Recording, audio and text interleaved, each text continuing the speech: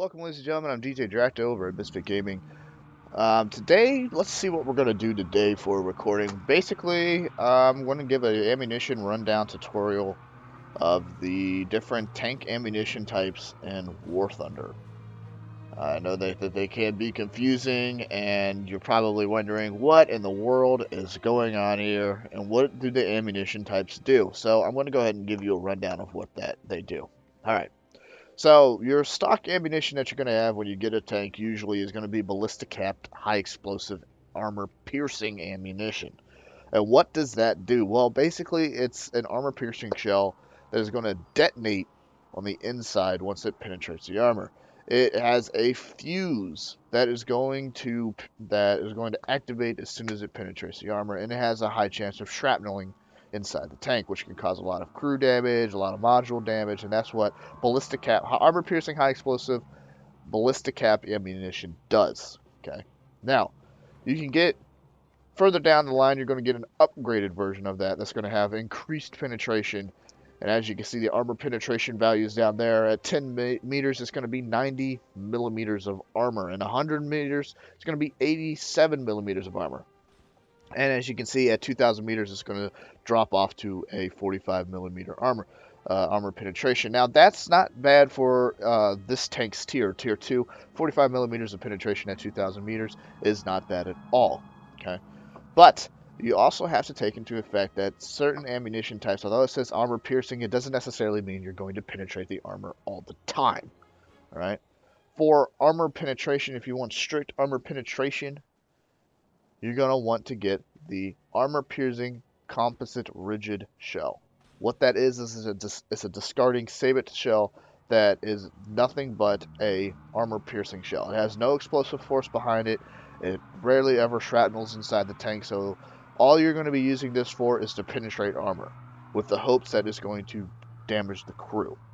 Okay, that's what armor piercing, or APCR, is used for. You're also going to get an armor piercing ballistic cap shell. This shell has a high armor penetration value, 92 meters. Yeah, better penetration values than the regular armor piercing high explosive ballistic cap shell. But this shell rarely ever shrapnels as well. I've used this shell a lot with my T-34 1941, and it rarely ever shrapnels because it's I don't know, bro. I don't I don't know. It just rarely ever shrapnels. So if you want to do a lot of crew module damage, I would go ahead and use the armor piercing high explosive ballistic cap shell, mainly because it does shrapnel and it does have a fuser on it. So once it hits the armor and penetrates, it does have a fuser that runs down to it till it detonates. This does not. The armor piercing ballistic cap shell does not have a fuse on it. Moving on to high explosive anti-tank shells. These essentially are high explosive ammunition rounds. Your Russian tanks come with their own type of high explosive called a shrapnel shell, which it doesn't have it doesn't have good penetration value, but it does shrapnel really a lot if it does penetrate.